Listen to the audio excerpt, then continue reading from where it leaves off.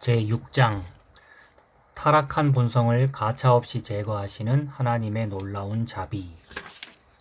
당신은 이제부터 내가 말하려는 것이 놀라운가? 폭포수로서 여행을 하는 중 그 신앙인이 막 죽어가며 마지막 호흡을 하려는 바로 그 순간 그는 갑자기 새로운 능력에 붙들리며 회복된다. 그것은 마치 기름이 떨어져가는 램프불과 같다. 램프의 불꽃은 점점 작아져 곧 죽어버릴 것만 같다. 하지만 다시 살아난다. 물론 그것은 그리 오래가지 못할 것이다. 강은 이제 얼어붙어 고정되어 있다. 모든 것이 얼음뿐이다. 아무런 움직임도 없는 것 같다. 이 강으로 하여금 불을 생각하게 할 만한 열기란 전혀 없다. 우리는 여기서 점잖고 매우 냉정하게 보이는 사랑을 살펴볼 것이다. 당신이 우리를 사랑하는 것은 오직 우리를 떠나기 위해서입니까? 당신은 영혼에게 상처를 입히고 그 영혼으로 하여금 상처 입힌 당신을 따라 달리게 하십니다. 당신은 당신을 쫓도록 우리를 끌어당기십니다. 당신은 당신 자신을 우리에게 보여주십니다. 하지만 우리가 당신을 소유했을 때 당신은 이미 멀리 사라지십니다. 그리고서 우리가 극도로 작아져서 당신을 쫓아 달리기에는 너무 숨이 차 당신을 놓쳤을 때에야 비로소 당신은 잠깐 당신 자신을 보여주십니다. 그러면 우리는 생명을 회복합니다. 당신은 또다시 떠나고 죽음은 더욱 가혹한 것이 됩니다. 오 잔인한 사랑이여, 오 순진한 파괴자여, 왜 당신은 단 한 번에 죽여주시지 않습니까? 당신은 죽어가는 영혼에게 포도주를 주시는군요.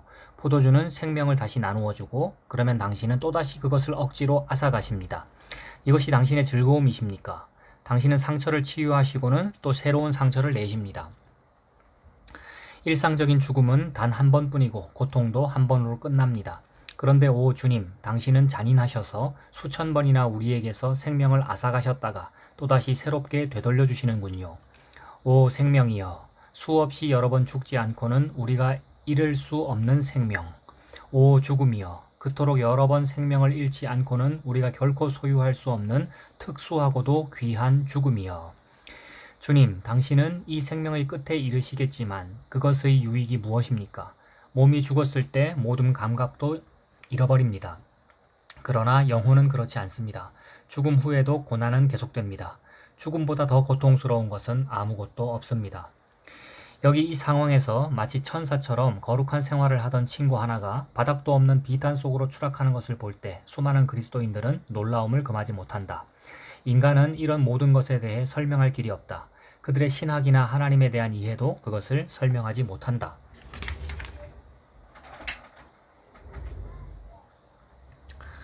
주님을 따르는 자에게 있어 이런 인생의 시점은 오랫동안 지속될 수도 있다.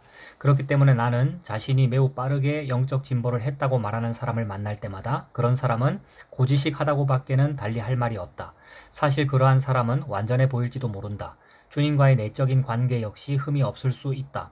하지만 내가 지금 언급하고 있는 이 단계를 자기들이 이미 거쳤다고 생각하는 것은 착각이다.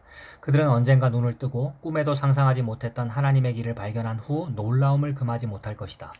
여기서 내가 언급하고 싶은 것은 당신이 이제 막 그리스도와 모험을 시작하고 상당한 진보를 이룩한 젊은 그리스도인이라면 당신은 당신이 실제 있는 곳보다도 훨씬 멀리 진보했다고 스스로 느끼기가 쉽다는 사실이다. 당신이 아직 도달하지 않은 성장의 단계를 자신에게 적용시키지 않도록 조심하고 또 진실로 있는 것 이상으로 당신의 경험을 통해 확대 해석하지 않도록 주의하라. 이것이 너무도 많은 그리스도인들의 모든 문제의 함정이다. 주님을 제외시키고 스스로 단번에 당신의 영혼으로부터 다른 모든 것을 제거하려고 하지 말라. 그것은 오직 하나님 한 분에게만 맡겨진 일이다. 그것을 당신 스스로 해보려고 시도하는 것은 위험천만하다. 그리고 이것은 참으로 배우기가 어려운 교훈이다. 주님은 그분이 원하시는 것을 당신에게서 정확하게 제거시킬 것이다. 더구나 가장 완벽한 방식으로 행하실 것이다. 그것을 당신 스스로 하려고 하는 것은 하나님의 일에 오점을 남기는 것이다. 주님과의 내적인 동행에 대해서 약간씩 배우기 시작하는 그리스도인들은 아주 많다. 그들은 모든 것이 제거된 영혼에 대해서 무엇인가 듣고 그것을 자기도 시도하려고 한다. 그러면서도 그것을 주님께 맡기려 한다고 말한다. 하지만 발전이 없다. 그분은 우리 스스로 옷을 벗기를 원하시지 않고 또 옷을 입기를 원하시지도 않는다. 우리에게서 무엇인가를 빼앗으시는 분도 그분이고 우리를 충만하게 하시는 분도 그분이다. 자기 스스로 이런 것을 추구하는 사람은 아무것도 얻지 못한다. 스스로 비우고 곤고하게 하며 자신을 죽이려 하는 시도 자체도 그 행위 안에 생명을 보유하고 있는 셈이다. 그렇다. 당신은 실제 생명의 일부분을 유지하려고 한다. 그것마저도 내려놓아야 하는데 당신은 그것을 붙들고 있는 것이다. 그것은 맹목적으로 자아의 생명을 말하는 무서운 실수이다. 만일 당신이 불을 끄려면 다음 두 가지를 할 수 있다는 사실을 주목해보라.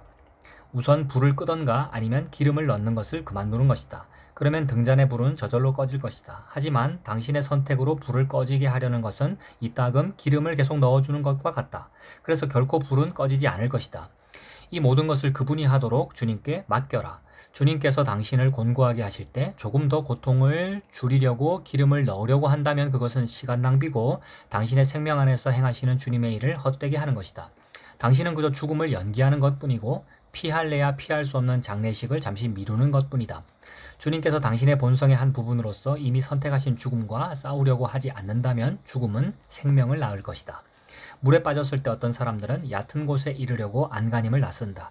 그러한 사람은 눈에 띄는 것은 무엇이든지 다 잡으려고 한다. 그러나 막상 힘이 빠졌을 때 그 사람은 결국 익사한다. 당신은 그렇게 극한 상황 속에서 죽지 않으려고 발버둥 치는 사람들 중 하나가 아닌가? 당신은 오직 힘이 다 빠졌을 때만 죽으려는가? 이따금 주님은 손과 팔의 감각을 잃게 하시고 심지어 그것들을 잘라내시며 마침내 물 밑바닥까지 우리를 가라앉게 하신다. 당신은 온 힘을 다해서 외칠 테지만 그 모든 것은 소용이 없다. 당신은 인정사정 없는 하나님과 대면해 있다.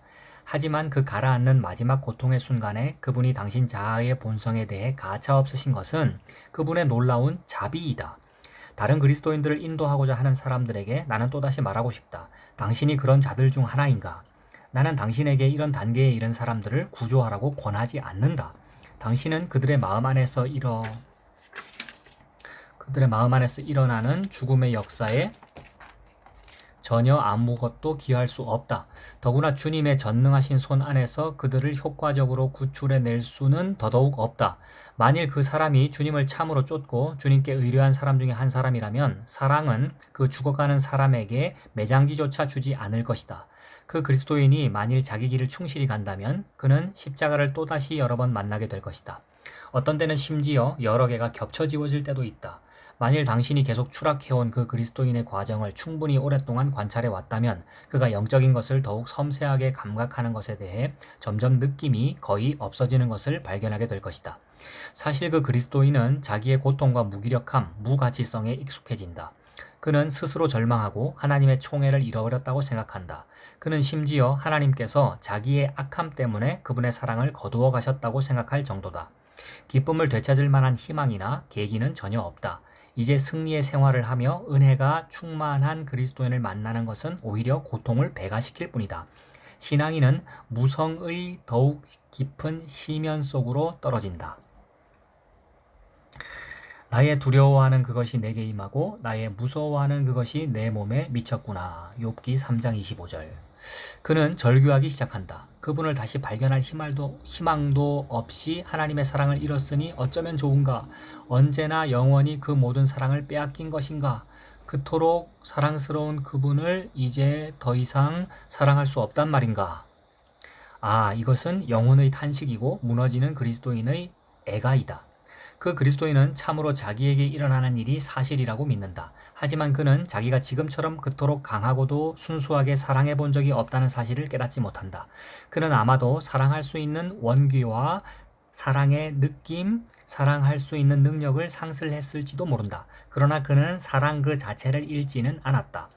그는 그보다 더 진실되게 사랑해 본 적이 없었다.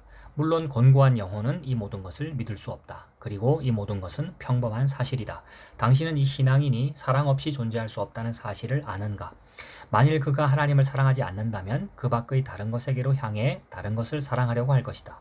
하지만 여기 그 어느 것에서도 기쁨을 취하지 못하는 사람이 있다. 이 사람을 보라. 이 사람은 경주를 포기하지 않았다. 그러나 얼마나 많은 그리스도인들이 경주를 포기하는가? 그는 자기가 하나님 없이 죽어가고 있다고 믿는다. 하지만 하나님은 그의 탄식이고 그의 유일한 분이며 단 하나의 관심이다. 그럼에도 불구하고 그는 이 사실을 보지 못한다. 확실히 그에게는 아직도 죄와 세상에 관한 문제가 남아있기는 하다.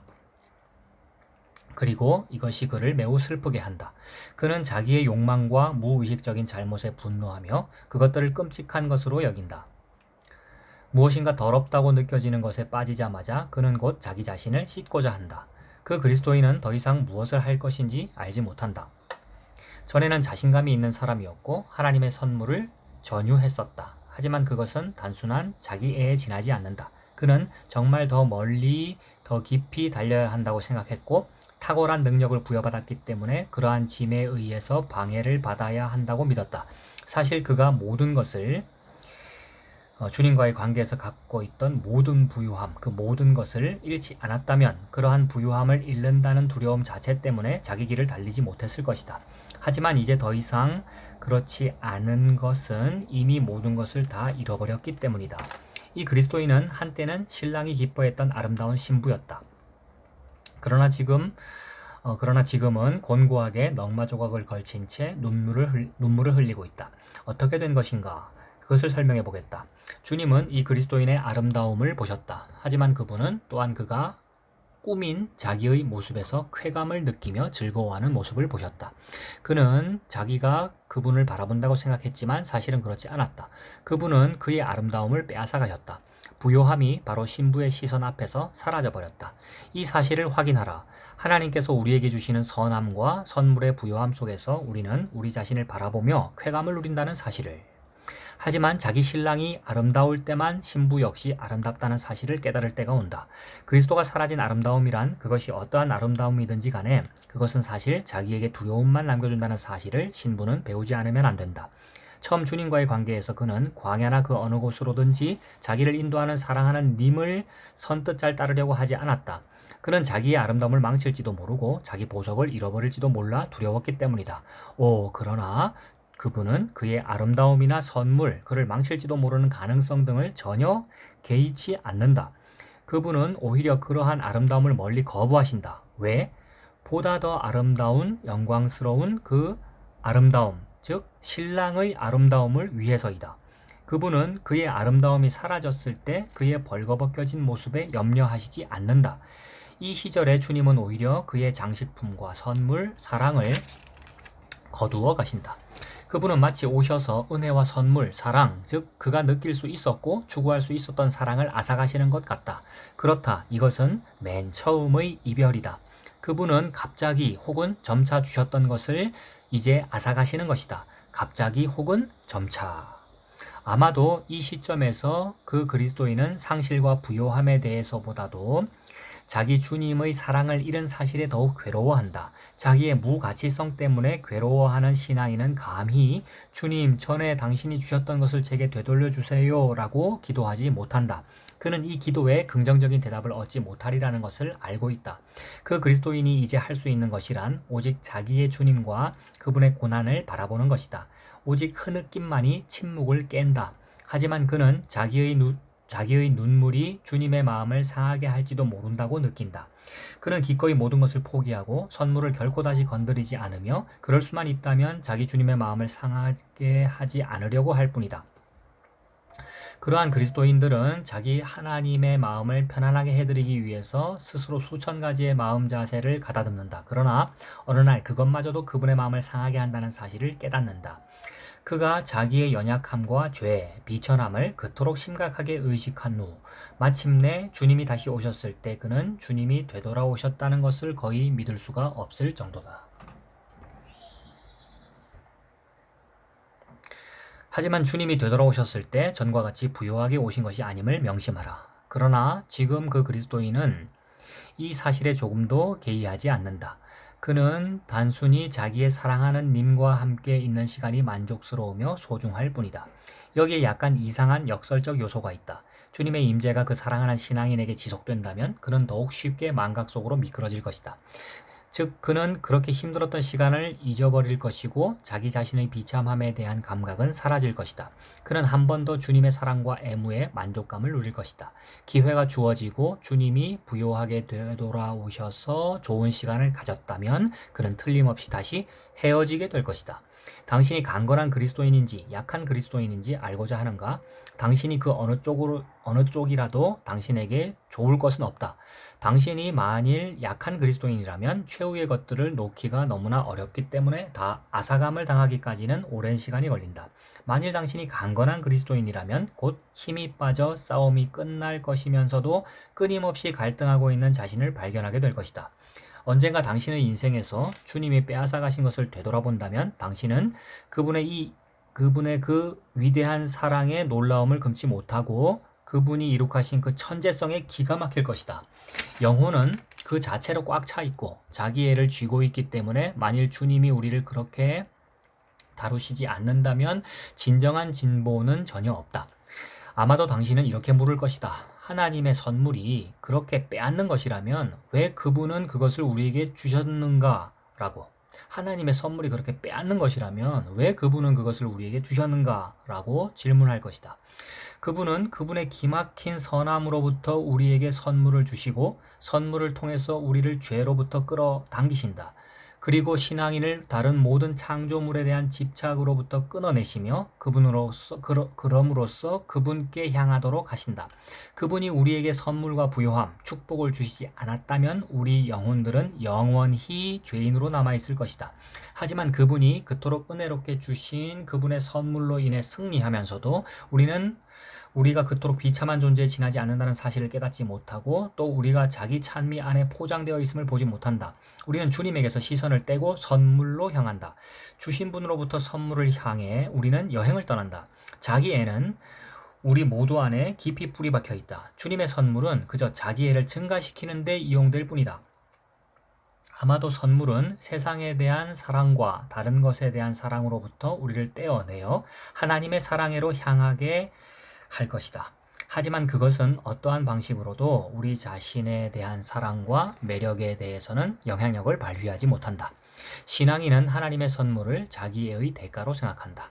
아마 그 선물로 인해 그는 주님과 더욱 친근해질지도 모르겠다. 하지만 자기가 막 빠져나온 노예 신분과 수천 가지의 사실을 망각하기가 훨씬 쉽다. 그렇다면 왜 주님은 우리를 즉시 구출하시지 않는가? 대답은 전적으로 오직 주님 한 분 안에 놓여 있다. 만일 당신이 그러한 질문을 하면서 대답이 없다고 마음이 상한다면 당신은 여행을 하고 있는 것이 아니다. 그러한 질문에 대한 대답이 당신에게 절대적으로 필요하다면 여행을 포기하라. 당신은 결코 즉시 답을 얻을 수 없다. 그것은 이 여행이 불가지의 대답이 없는 그 모든 것보다도 가장 이해할 수 없는 부조리한 성질의 여행이기 때문이다. 이제 그리스도인은 주님께서 하나님의 선물을 앗아가신 그러한 자리에 와 있다. 우리는 그가 자기 애를 인정하고 자기가 전에 생각했던 것만큼 자기가 부유하지 않다는 사실을 깨닫기 시작했음을 안다. 그는 자기가 깨달은 것 이상으로 자기를 높이 평가했음을 알고 부요함은 신부가 아니라 오직 신랑 자신에게만 속한다는 사실을 알고 있다. 또 주님이 자기에게 주신 것을 잘못 사용했음을 깨달았기에 주님이 그것들을 되돌려 주시지 않아도 기쁠 수 있다고 주님께 고백한다. 그는 오직 자기가 그리스도의 부요함만으로 부요할 수 있기를 바랄 뿐이다. 어떤 그리스도인들은 하나님의 선물을 잃어버림에 기쁨을 누릴 수 있다. 왜일까? 그들은 자기를 얽어매었던 수많은 것들로부터 해방되었다고 느끼기 때문이다. 그는 지금 영적인 진보로 밝게 둘러싸여 있다. 우리는 그 그리스도인이 조금씩 박탈당한 채 벌거벗기 오고 있음을 보게 된다. 이것은 점차 이루어진다.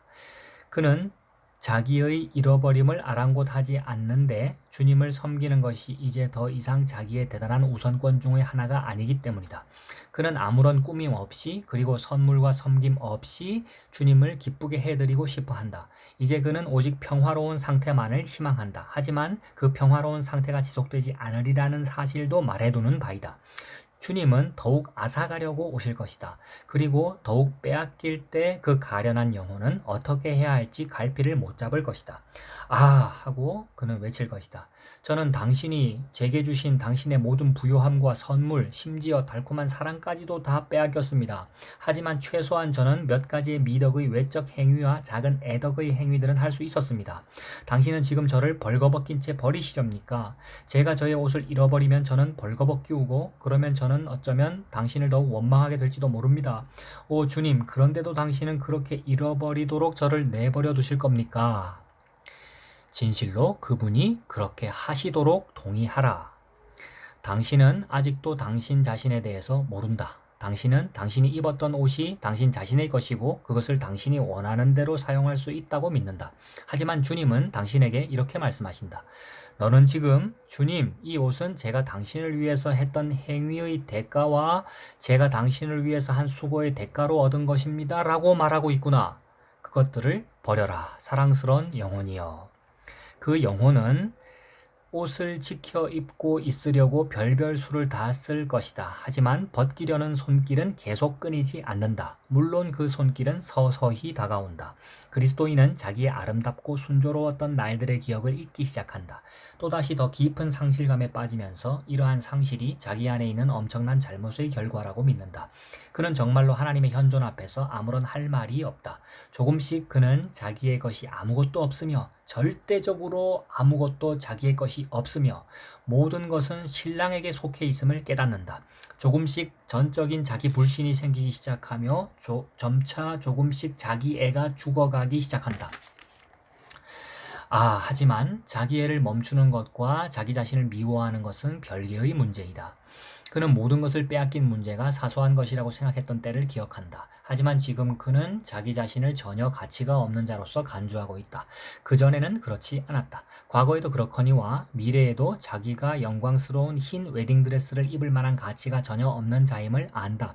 그리스도인은 마침내 본래 그랬던 대로 벌거벗은 채 그대로 드러나 있다. 이 사실이 너무도 부끄러워 곤혹스러울 뿐이다. 그는 감히 주님의 현존 앞에서 걸어다닐 수가 없다. 그는 이렇게 생각한다. 최소한 나의 벌거벗음이 나 개인에게만 드러나고 다른 사람들에게 감춰질 수만 있다면 덜 괴로울 텐데. 이제 탐복은 사라졌다. 세상은 이 신앙인에게 관심도 없을 뿐 아니라 혹은 그의 무기력함에 오히려 조소를 보낼 것이다. 세상은 아예 그의 존재조차 모른다. 그의 존재조차 망각한다. 이 신앙인이 체험하는 것은 참으로 믿어지지 않는 추락이다. 그는 이중으로 혼란을 겪는데 그는 자기에게 있었던 모든 것을 다시 갖게 되리라는 것을 알고 있기 때문이다. 다시 옷을 입게 되리라는 약간의 희망을 갖고 있기는 하지만 그러나 그렇게 하기 위해서 무엇을 해야 할지 전혀 모른다. 여기 한때는 자기가 꽤 영적으로 성숙하여 섬김의 단계 중 거의 완성점에 이르렀다고 믿었던 그리스도인이 있다. 그러나 지금 그는 자기가 그런 생각을 했었다는 사실조차 기억하지 못한다. 하지만 바로 지금 그 시간들, 이 시간들이야말로 그 진실된 사람이 흰 드레스에 감싸여 있는 날들이다. 그렇다면 여기서 우리는 무엇을 보고 있는가? 모든 것을 앗아가시고 아름다움을 추함으로 바꾸어 놓으신 주님은 이제 그 추함을 파괴하신다. 확실히 이제는 끝이겠지. 하지만 아니다.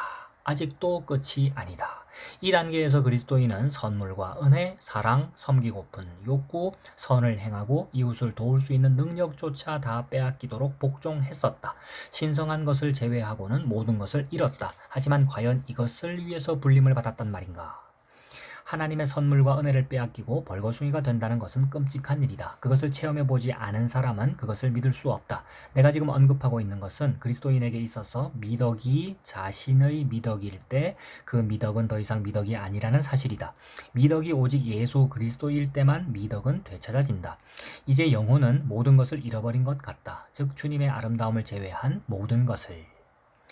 설명하기가 어렵지만 지금까지 그 모든 것이 박탈당하도록 고난을 겪고 있는 신앙인은 그럼에도 불구하고 이러한 모든 일이 일어나도록 허락하신 분이 바로 그분 자신이라는 사실에 매우 유의한다. 때때로 그는 반항에 직면하기도 하지만 반항하지는 않는다. 주님을 느낄 수 있는 모든 것을 잃어버렸지만 주님께 대항하지 않는다. 아가서의 말씀처럼 그는 이렇게 말한다. 성중에서 행순하는 자들이 나를 만나매 나를 쳐서 상하게 하였고. 아가서 5장 7절. 그리스도인은 욥처럼 자기 자신 안에서 썩어가는 상태를 본다. 욥이 그랬던 것처럼 그도 울부짖음을 느낀다. 오 하나님의 노가 그치기까지 내가 지옥에서 숨어 있으리라.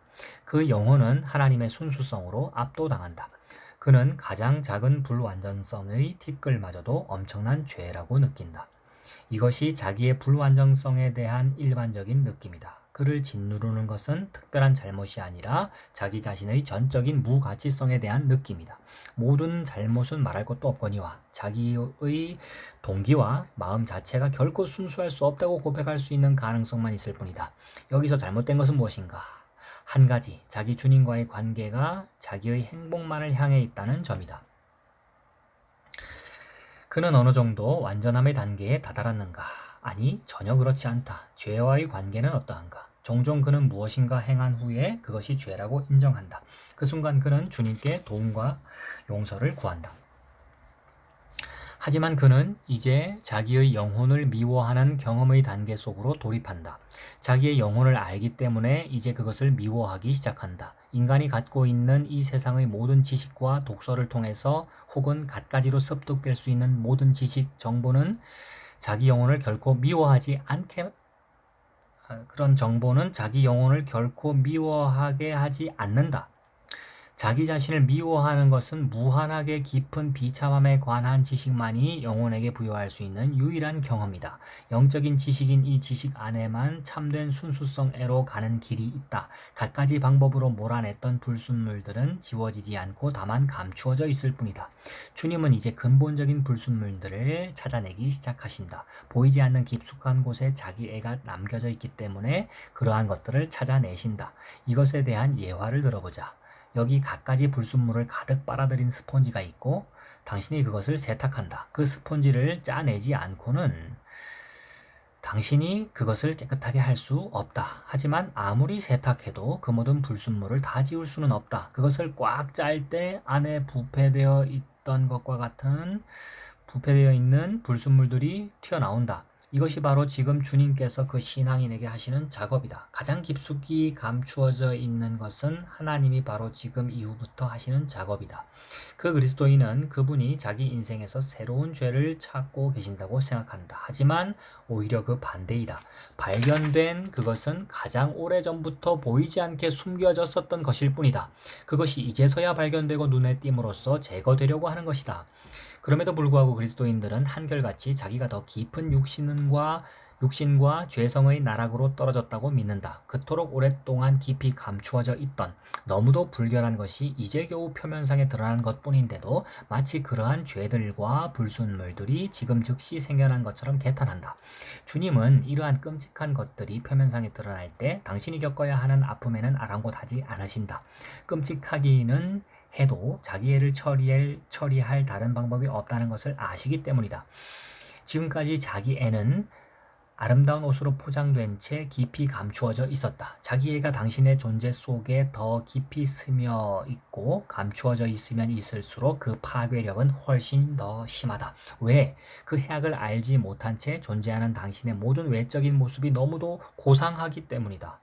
이렇게 감추어진 것들의 발견, 그 자체가 깨끗해 하는 체험이다.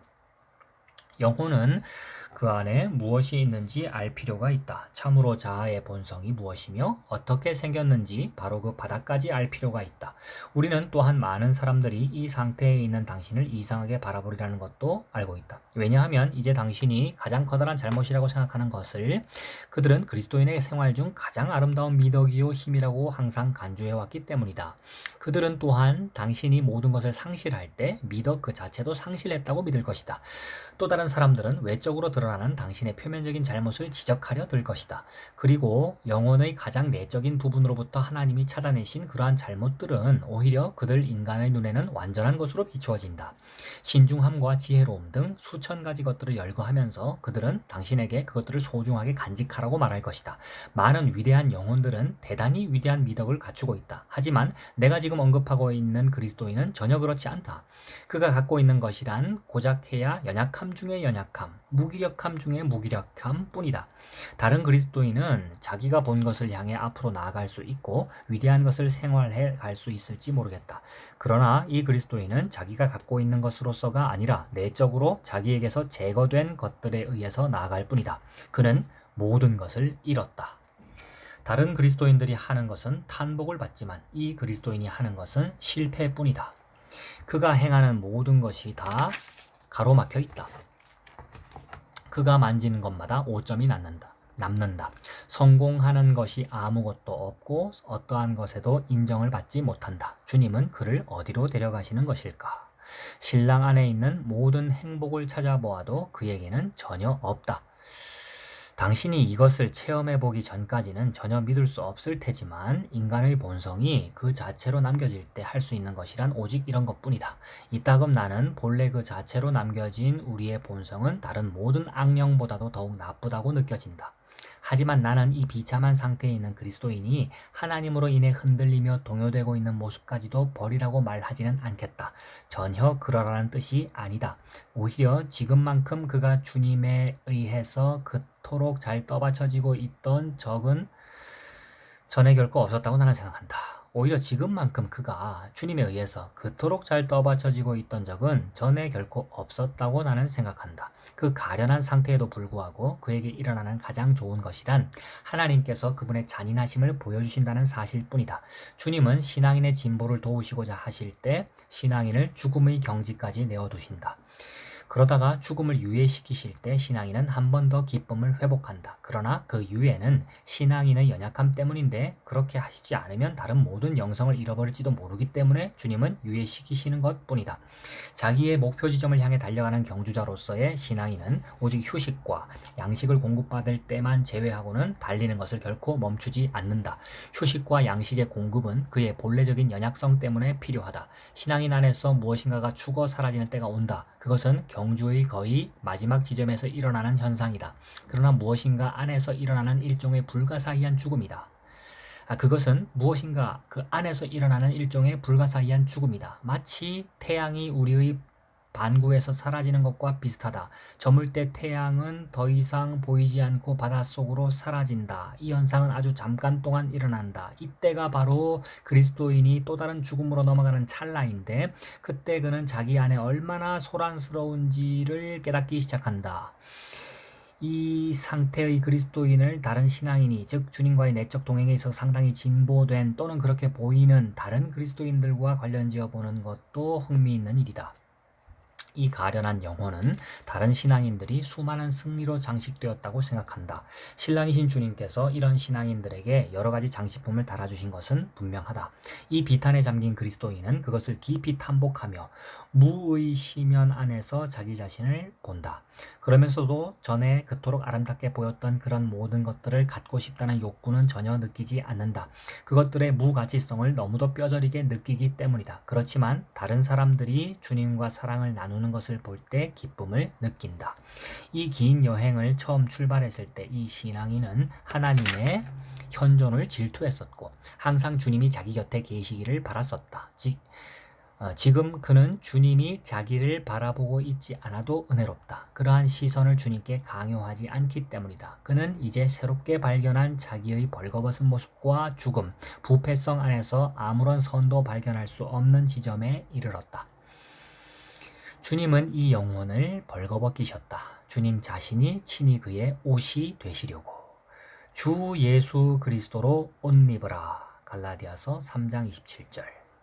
그분은 그분 자신이 친히 이 신앙인의 생명이 되시려고 그를 죽이신다. 만일 우리가 그리스도와 함께 죽었으면 또한 그와 함께 살 줄을 알미로다. 로마서 6장 8절. 개인적인 미덕의 상실은 다른 모든 상실과 마찬가지로 점차 진행된다. 그 종국은 완전한 절망과도 같다. 이 신앙인은 자기의 외관적인 미덕에 대한 희망을 잃을 뿐 아니라 심지어 자기에마저 그 힘을 잃어버린다. 이 특수한 단계에서 나오는 기도는 매우 고통스럽다. 사실 그가 기도를 잘 하지 못하는 것도 놀라운 일은 아니다. 기도 안에는 무엇인가 달콤하고 깊은 평안이 있어 그 평안이 기도를 유지할 때가 있다. 하지만 하나님은 이런 평안을 거두어 가셨다. 기도도 마치 빼앗긴 것 같다. 그리스도인은 자신이 결코 기도하지 않는 신앙인들과 같다고 생각한다. 하지만 단 한 가지 차이점이 있다면 그는 상실의 고통을 느낀다는 사실이다. 이러한 여정에 있는 그리스도인은 이따금 다른 길로 갈 수도 있다.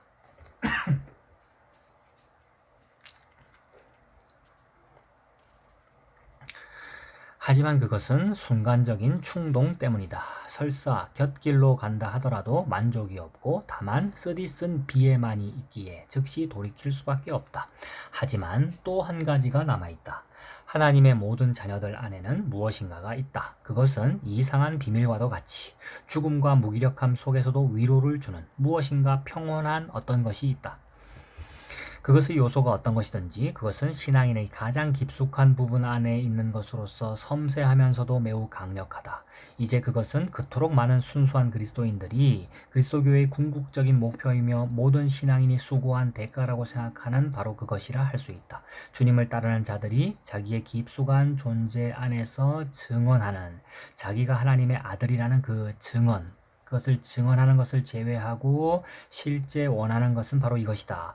모든 영적인 것이 이 단순한 경험 안에 집중되어 있다. 하지만 이것마저도 포기되어야 한다. 다른 모든 것들이 요구되듯이 이것도 역시 예외가 아닌 것이다.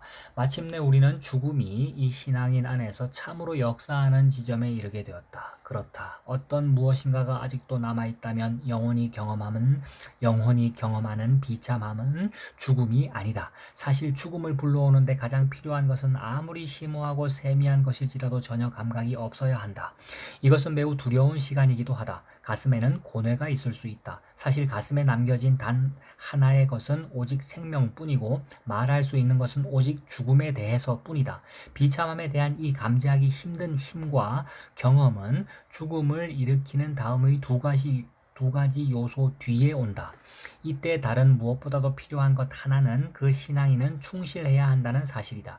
이때는 역경과 박탈당한 벌거벗음의 기간이다. 그리스도인은 위안과 새로운 활력을 찾으려고 발버둥치며 어디든지 향하려고 한다. 그는 의도적으로도 다른 그리스도인들처럼 행동하지 못하기에 자기 나름대로 위안을 얻어보려고 무진 애를 쓴다. 만일 당신이 이런 사람을 만나고 있는 그리스도인이라면 그는 당신에게서 무엇인가 위안과 지도를 얻으려 하지 않겠는가? 그러나 조심하라. 자기의 엄청난 불완전함을 새롭게 발견한 그의 상태를 무마시키거나 약화시키는 언사는 전혀 하지 말라. 사랑과 관용, 순수한 것을 그에게 공급하라. 당신이 다루고 있는 이 사람은 자기가 자기의 내적인 상황을 거의 조정하지 못한다고 스스로 느끼고 있는 자임을 명심하라. 그를 정상적인 상황으로 되돌이켜 놓으려고 하는 노력 자체가 그의 건강과 마음, 내적 생명을 더 잘 파괴할 수 있다. 가혹하게 대하지 말고 어린아이 다루듯 하라. 여기에 편집자가 각주를 붙였는데 여기서 귀용 부인의 충고는 매우 현명하다. 본인이 목회하는 동안 이러한 상태에 이른 그리스도인들을 1명 혹은 2명 정도밖에 만나보지 못했다. 그들로 하여금 자기들이 처해 있는 상황을 이해하게끔 도와주는 것 외에 내가 그들에게 줄 수 있는 충고는 울부짖으라, 위로를 주는 찬송가를 많이 들어라, 이것밖에는 없다. 이렇게 편집자가 줄을 남겼습니다. 가혹하게 대하지 말고 어린아이 다루듯 하라. 하지만 여기서 내가 말하는 것은 아주 특수한 단계, 오직 그 단계에만 적용시키는 것임을 주의하라. 그런데 왜 주님은 이런 내적인 감각의 요소까지도 앗아가시는 것일까? 그것은 이런 감각과 영적 직관을 불완전한 작동에서부터 해방하여 보다 깊은 내부로 삽입시키기 위해서다. 그러면 어떻게 주님은 이 사람을 보다 깊숙한 내부 안에서 더욱 완전하게 세우실 수 있을까? 그가 인지작용과 심지어 외부적 감각에 의지하는 것조차 절단시키심으로써 그분은 이제 신앙인을 너무도 온화한 내적 길을 가게 명하심으로써 그 방향으로 나아가는 대가를 치를 때조차도, 즉 모든 것을 잃어버리게 될 때조차도 그는 그 사실을 거의 인지하지 못한다. 이때 주님은 매우 역설적인 것을 시행하실 때가 있다. 때로는 외적인 감각을 일깨우실 때도 있기 때문이다. 하지만 그것들은 모두 하나님을 사랑하고 그분의 목적을 위해서 함께 작동한다. 한 번 더 그는 어떤 상태에 있든지 자기 자신을 불신하는 법을 배운다. 그리고 뭐가 뭔지 이해하지 못하는 친구들에게 그 영혼은 단순히 이렇게 대답한다. 내가 일광에 쬐어서 거무스름 할지라도 나를 흘겨보지 말라. 아가서 1장 6절.